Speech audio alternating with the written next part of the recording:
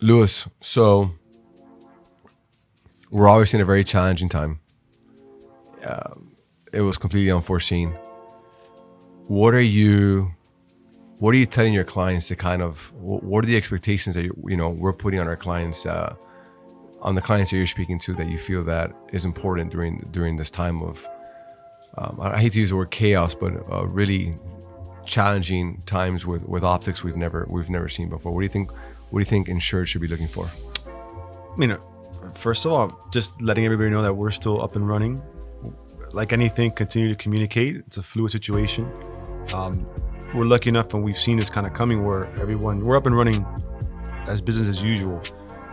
So that's a huge step for us. And then the fact that we are set up remotely like that, we can just continue to be level-headed, do what we always do, provide customer service, give as best advice as possible. I know a lot of we get, our phones are ringing in terms of like a lot of business interruption coverages and questions. It's one of those things where it hasn't happened yet, right? This is kind of an unprecedented situation as far as what's going on. So, just keeping everybody, we do the best you can, stay calm, and let's get through it together. Yeah, and I mean, and from an insurance perspective, as we've spoken to underwriters in the last, I was having conversations yesterday on a Sunday. The insurance industry is up and running. Carriers have underwriters that are working from home remotely. Quotes are going to be taking a little bit longer than usual. People do have families and children to take care of. On top of the fact that we've been in a market that's been very challenging. So now you had a market that was hardening and having its own challenges. Speaking as we've been speaking with underwriters throughout the week, and I myself had conversations with two underwriters yesterday on a Sunday. Yeah. Insurance companies are up and running. They have strong infrastructures. It's business as usual. But it's a fair statement to say that they're all saying, hey, quotes are going to be taking a little bit longer than usual.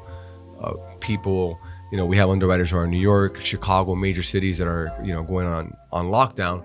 So there's optics and there's challenges. So what should really our clients and our insureds really kind of expect? I think patience is the key. I mean, it's business as usual, but working remotely, right? Where now it's going to be a complete shift into that type of setup.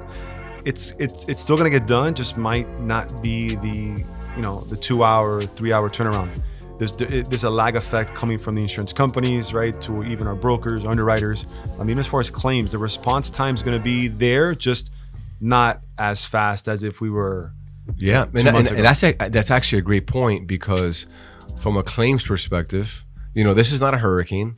This is not a fire. This is a really unusual situation. So, and it's affecting all parts of the country. So it's not like it's one cat issue that's affecting a specific region, say South Florida, where it's a wildfire on the West Coast. So we're getting calls now. Nothing's triggered yet per se, but everyone's calling about whether business interruption is going to be covered. It's a pandemic, communal diseases, part of the exclusions, civil authority. We're having even insurance companies coming out proactively saying it's not covered. Some are taking more of a different approach, saying let's wait and see. It's a case-by-case basis. Yeah. But all claims departments are going to be overrun with just people filing claims to see if it's going to be covered. I think everything needs to be determined on a case-by-case basis, and just be patient. Obviously, as a small businesses, that's what's concerning, right? Whether they can weather the storm. The hope is going to be a couple weeks. Some are saying a month and a half, even 2 months. My heart goes out to the small businesses. I know we're doing our part to help them as much as possible, but patience, and I think is going to be the overwhelming theme moving forward. Yeah. I couldn't agree with you more.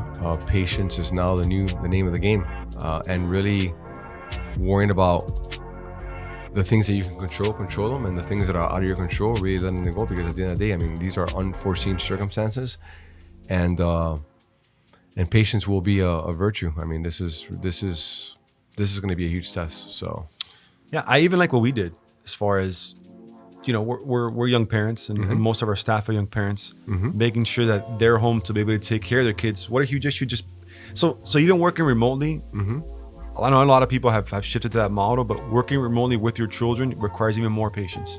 So, and we've told our staff to be as authentic as possible. When we're talking to our clients, everybody needs to understand. If you hear either a dog bark or your son screaming for homework, they need to understand that we're working for you, but to be patient for that scenario. Yeah. Hey, family, health, and America first, man. Obviously, I mean, you've got to take care of home so we can take care of our clients. So I mean, we did.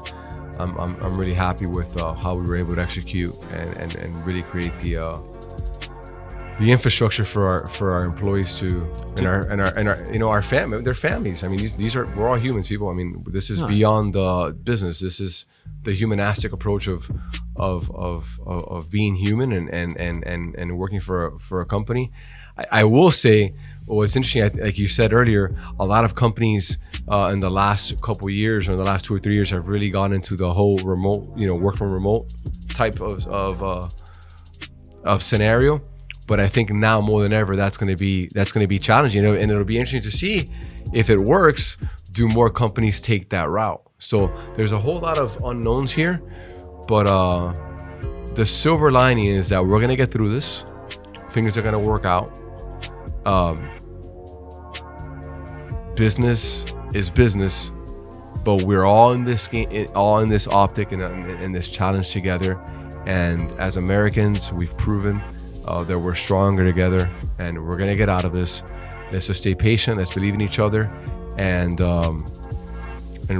just I do want to weather the storm. Yeah, I'm gonna just a quick prediction.